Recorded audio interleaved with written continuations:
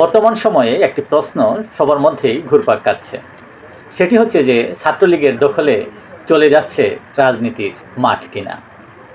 এর আগে আমরা যেটি দেখেছি যে 10 থেকে 15 জনের একটি মিছিল, ঝটিকা মিছিল দেখা যেত ছাত্রলীগের কিংবা আওয়ামী লীগ, যুবলীগ যারা আছেন। কিন্তু বর্তমান সময়ে এর মাত্রা তীব্র থেকে তীব্রতর হচ্ছে। হঠাৎ করেই আগে যেমন মিছিল দেখা যেত, এখন হঠাৎ করে না, এখন বেশ রকমভাবেই মিছিল দেখা যাচ্ছে সারা বাংলাদেশেই।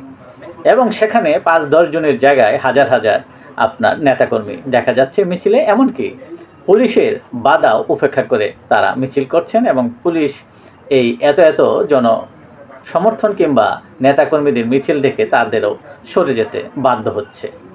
কাজে এই যখন অবস্থা, এবং আমরা এর আগে দেখতে পেতাম যে আওয়ামী লীগ, যুবলীগ কিংবা ছাত্রলীগ কোনো মিছিল করলেই এনসিপি যেভাবে প্রতিবাদ করত, কিংবা বাংলাদেশে আপনার অপ্রাসঙ্গিক হিসেবে ছাত্রলীগ বলেন, আওয়ামী লীগ বলেন, যুবলীগ বলেন, তাদেরকে বলা হতো এবং তারা সেই মিছিল থেকে ধরে নিয়ে আমরা দেখতাম যে পুলিশের সুপর্দ করতো, কখনো বা কোনো জায়গায় আপনার মবের সৃষ্টি করতো, তাদের উপর হামলাও করা হতো, এমন চিত্রও দেখতে পেতাম।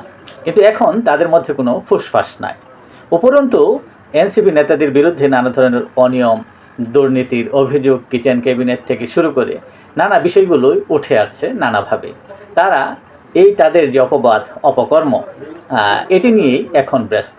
এখন আর ছাত্রলীগের সেই মিছিলকে তাড়া করা কিংবা ছাত্রলীগের মিছিলে ছাত্রলীগকে পিটানো, আওয়ামী লীগের মিছিলে পিটানো বা মব সৃষ্টি করা, সেই দিকটায় তারা আর এখন সময় দিতে পারছেন না। কাজে নিজেদের অপবাদ, অপকর্মকে আপনার সেই বিরুদ্ধে কিংবা সেটি নিয়েই তারা ব্যস্ত, এবং জনগণও তাদের এই বিষয়গুলো কিংবা গণমাধ্যমে একের পর এক তাদের এই বিষয়গুলো উঠে আসছে।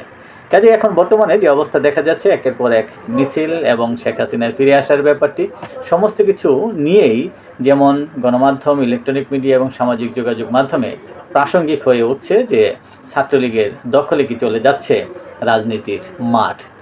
এটি হচ্ছে আজকের আলোচনার বিষয়বস্তু। আশা করি আপনারাও কমেন্টে জানাবেন এই নিয়ে আপনারা কি ভাবছেন। ধন্যবাদ সবাইকে।